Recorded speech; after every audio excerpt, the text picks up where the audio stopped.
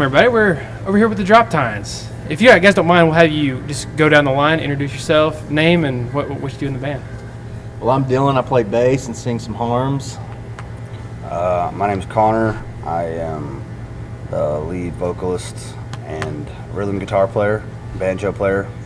My name's Tyler Quaid, and I play lead guitar. And Cole Wrangler Lions, and I play drums.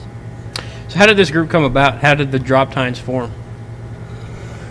Well, Colt and I have known each other since I was 16, so it's 13 years. And him and I started a cute little acoustic group called River Roadshow back then.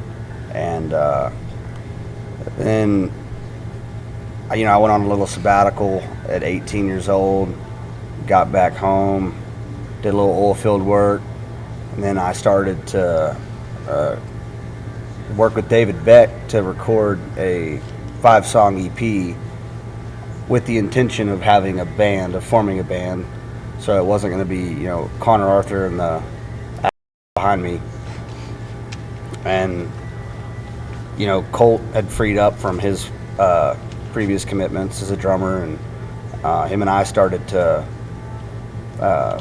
build this EP together, and then we played as a two-piece for quite a while, and then we found Dylan and really started to get an identity as a band and develop a sound. And then Calico here jumped on shortly thereafter, so it was pretty organic. I've known Tyler since I was 16 too. He's always been someone that I wanted to fill that role as a lead guitar player. So it's a pretty organic process how we built the roster. It's been a process, but this is, in my opinion, what I want it to be as a band. We might collect a couple additional here and there fifth pieces or auxiliary players, but this is the core of it, and I'm pretty proud of what we're doing and the sound that we're generating.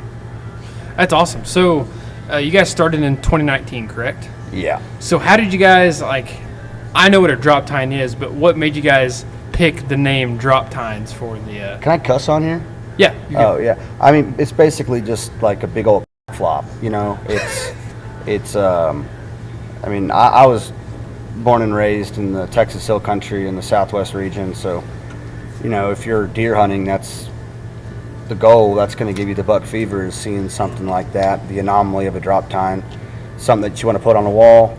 I thought that it was a pretty accurate representation of that Southwest Texas vernacular, and we had fans of the band before they even heard the music. They just like, holy shit, Yeah. The Droptines.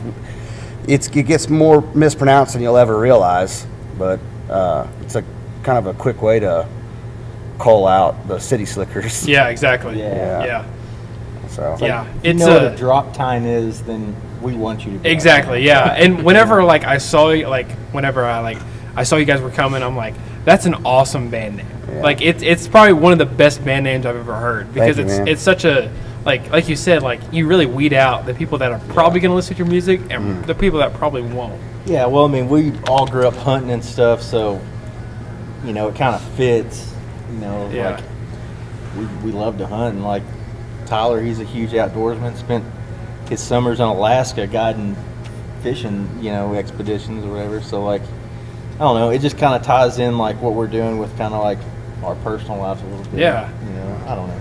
that, and then Just talking shit, shit, just the display of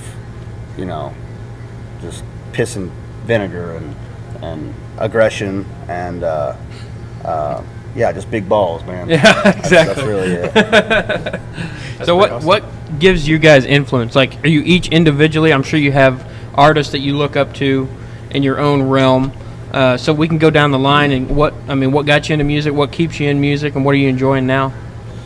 I mean, I grew up playing bluegrass music. I'm from Southern Oklahoma. I'm the only Okie in the band. We're at in Southern Oklahoma. Love County, Yeah. Marietta is where I grew up, but I come from that, like an acoustic music, bluegrass background, and went to college, studied music. Me and Connor both went to the same college, and you know, you get out in the real world, and you know, I had these dreams of going to Nashville and playing bluegrass, but you know, what is this region known for? It's red dirt music, Texas country. So I kind of got caught in that web for a bit. You know, even though it wasn't my favorite type of music, it's like that's how you can make $1 in this area.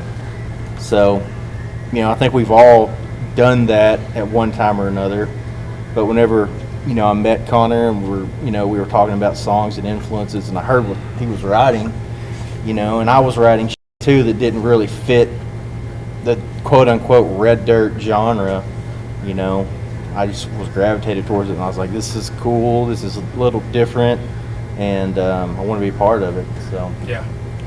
And I grew up at the foot of my family's place in Concan, Uvalde County. It's called House Pasture, and I grew up, you know, with what I consider the golden years of Texas country, which ironically my favorite band is one of my favorite bands, The Great Divide. They're from Oklahoma.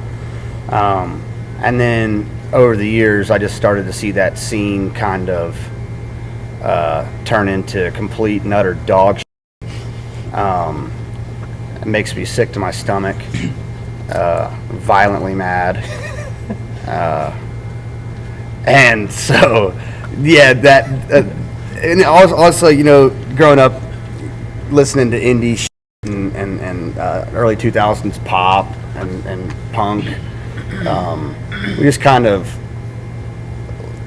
genre bend whatever we want. If I want to write a song that sounds like it's you know, escape the 90s, then we'll do that. If we want to write a song that sounds like you know, a little Tom Petty or Americana or whatever, and we're not going to be able to escape the Texas vernacular, but no, we just want to write songs that we enjoy playing every night, that have geography and tension and ups and downs, and try not to make draggy songs that we're going to have to be forced to play for the rest of our career. And I think we're doing that justice, you know, just each one of us trying to contribute something that we're all proud of. And yeah, as far as personal influences, I mean, it's all the same. You know, I like the Replacements. I had my Bob Dylan phase for a while. Tom Petty's great. And, you know, a bunch of indie shit. You know, still, I like some of the modern stuff that's coming out, but I tend to be a recidivist when it comes to the things that I let influence me. Mostly Adderall, alcohol. Those are my biggest influences. A little bit of weed, a little bit of dirt weed. yeah. And that's about it. What about you, Quaid? Yeah, I was. Who popped your cherry? Robert Earl Keen. Oh, yeah, that's good. Yeah, my dad and my uncle were dragging us to concerts when, you know, this high. Yeah. My uncle's got a boat named the Gringo Honeymoon, so it was Robert Earl Keen from the get-go. And then after that, I mean, I went through different phases, especially playing guitar at 12. I went through like Zeppelin phase, Guns N' Roses, you know, tight black jeans trying to look like Slash. Then I went through Nirvana phase. Yeah. And then it You was were a big George Michael guy. huge. He's still one of my favorites. Freedom! And then it was, you know, the Tom Petty. You can't escape Tom Yeah. Petty. I think it's one of our favorite artists. You can't escape him. That's the problem. And It's Mike turn on Campbell. every radio station. He's on there. It's great. I I feel like hate it. you have something to say about it. I get tired of it. Okay. I, Well, actually, I don't mind. we I get tired of Colt too, so it's, you know, it's a No, I win-win. respect Tom Petty, but Okay. Well, he's dead. you know who I do hate that you like? What? Guns N' Roses. I fucking hate them, Oh man. God. I was 12. All right. Podcast is over. Hey, you know what they're really gonna hate is I went through a huge reggae phase. And I'm still, I'm down dude, though. but not I'm on like the reggae train, not though. like California reggae, but Yeah. like Peter Tosh, Don Carlos, Gregory Isaacs. I love that. And now with these two assholes, Mike McClure is like one of my favorite artists. Yeah. That's just any song I can shuffle through. As an individual, I haven't heard a bad Mike McClure song in my life. he's one of the most prolific songwriters out there. Recently, I've been trying to venture out from So I just kind of discovered the Great Divide a little bit with working here and everything. And then I've noticed Mike had some of his own stuff out. So I'm kind of diving down that, and I'm really liking some of that Yeah, stuff. that's a wormhole and a half, dude. Yeah. And it's worth climbing down in there. It's all real healthy music. Like, it's real introspective and self-deprecating to an extent, but it's always got this light at the end of the tunnel. Every one of his songs is about, that's why I said it's healthy. It provides a lot of self-reflection, and it's healthy if you're like depressed, you want to get out of that hole. But yeah, I mean, I could listen to that to no end. It's one of the biggest songwriters or songwriting influence that I've ever had, and I was very lucky to have witnessed the Great Divide from a very young age. But it's standard for what to expect from red dirt Texas country. So everything else has just been junk. Well, howdy, folks. Welcome down to Bad Brad's Barbecue. Hey, stop looking at Gus. Stop it. Stop it. All right, folks, you see here, Jagger's trying to throw some cornhole, and he just can't get her done. I just cannot hit anything today. I see that, Jagger. Man, you gotta have some bad brads. Play that crap when you're hungry. Vernon always coming in clutch with the barbecue. Oh, yeah, look at that bite, folks. All right, Jagger, let's see it. Look at that, right in the hole. Bad Brads, where you can't help but be good. Like Jagger said, folks, Bad Brad's Barbecue, where it's good to be bad. Hey guys, we want to give a huge shout out to our new sponsor, Red Earth Designs. They made all of these new t-shirts you're seeing. You can find those on social media if you go to our page, Guitars Cowboys Pod.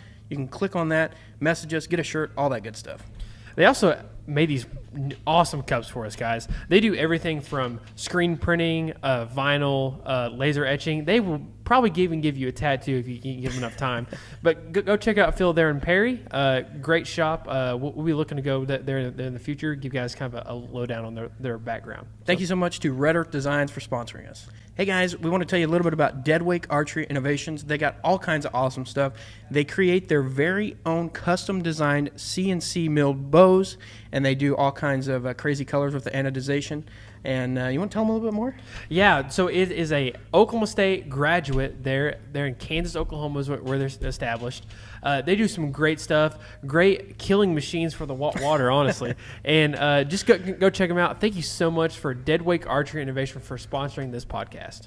So with all the life experiences collectively, do you guys get together and write songs? Do you guys like share these life experiences and that's how you compile songs together? Or is it something different? I mean, it naturally gets brought up in there. I think that between the combined life experiences, it gives the confidence to put what we're saying on paper. You write what you know type of stuff, but I think it's just, the fact that we're all pretty well-rounded, and we have, the balls in order to say some of the things that we say. It's definitely just this, I wouldn't say ego. There's definitely ego involved. Yeah, we're just not afraid to offend. Really. No.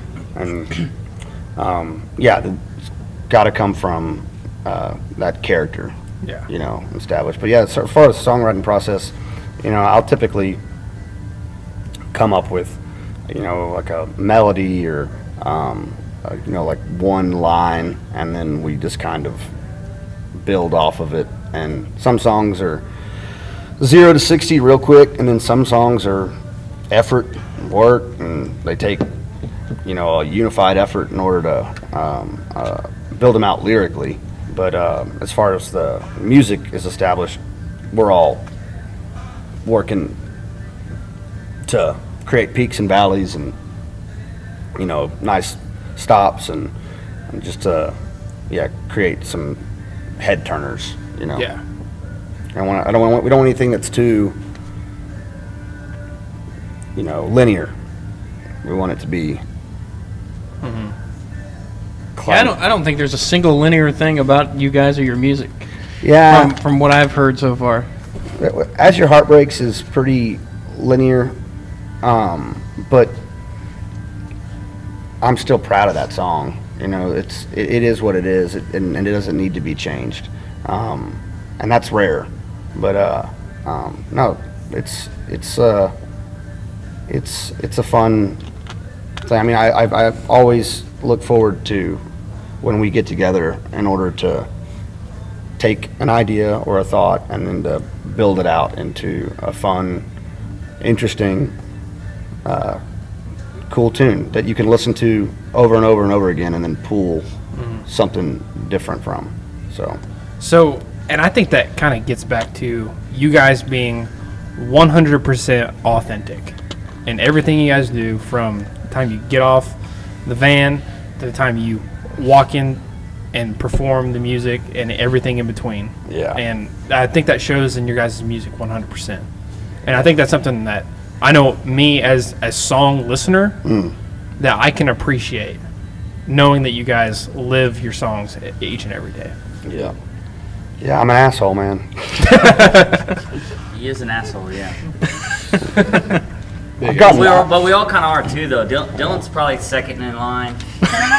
I'm the sweetest. Yeah, Tyler's the sweetest, and then all of a sudden he turns into the big baby you've ever met. Starts crying. Oh, okay. See, I'm not even. No, I'm shit. not No, gonna I'm even just kidding. try to But no, my original point was we all have a little bit of an asshole in us, for sure. Yeah. Like, it's, I don't know, but I don't think you can do all the things that we've done and not have a little bit of that edge to Yeah. it. You know? Well, we did a run 3 weeks ago with a band called Them Dirty Roses. Yep. And Oh, yeah. it struck me right before they got on stage. They were high-fiving and let's play our best. You know, I love y'all. And we go on stage and it's like, fuck. Work on this. No, you fucking do this. Don't tell me what to do. And then we go on stage and play. I was like, oh, so I guess maybe that's how we should do it. No. Stop. Who are some of your favorite bands you've got to open up for or play with along the way? I always enjoy Red. Yeah, Red Shahan's good. Their whole Yeah, crew is cool. great to us. And, you know, we really... They've helped us out a lot, Yeah. especially early days. I can't thank them enough. Grady's good. Grady dude. Spencer's a an good awesome guy. guy. Who else? And that's it. That's it. That's it. Red and Grady. That's everybody. Yeah. Yeah. No, man, there's good ones. Carson Jeffrey's crew's great. Yeah, Yeah. Carson's Yeah, cool. this has been fun. Last time was fun. Yeah. Yeah, How many times have you guys opened for Carson? This will be our second time. This is your second time? Tonight will be. Yeah. number Really? 2. Yeah. Yeah. Yeah, there's some good guys. Yeah. I gotta go find my dog real quick. They said that there's rat poison everywhere. Oh, shit. All right. We'll get him. I'll be back. Oh, No, you can just stay. It's right there. Oh, All right. There you go. Good. All right, Dog now- found, everybody. Come on. I hope you didn't eat any of that. Come on. Man, I'm trying to think who else have we opened for? There's a lot, but I just. Yeah, it's hard to remember at this Yeah. point. Hopefully not. We are opening up for him. Oh, yeah, you guys Really? are. I Yeah. forgot about that. Yeah. I'm Whatever. But we assuming- love them. I mean, they're great Yeah, they're guys. great. I love their Yeah, music. we love those dudes, man. You know, I just. There. beautiful voice. They're like a rock band, right? Yeah, I don't know. Who knows? I think I've. Kind of emo. I don't know. Whatever. They kind of got a rock edge, Yeah. too. Like For a- sure. Yeah. I think so. I think I saw him play at a motorcycle event I was at actually once. Really? But yeah, I think it was the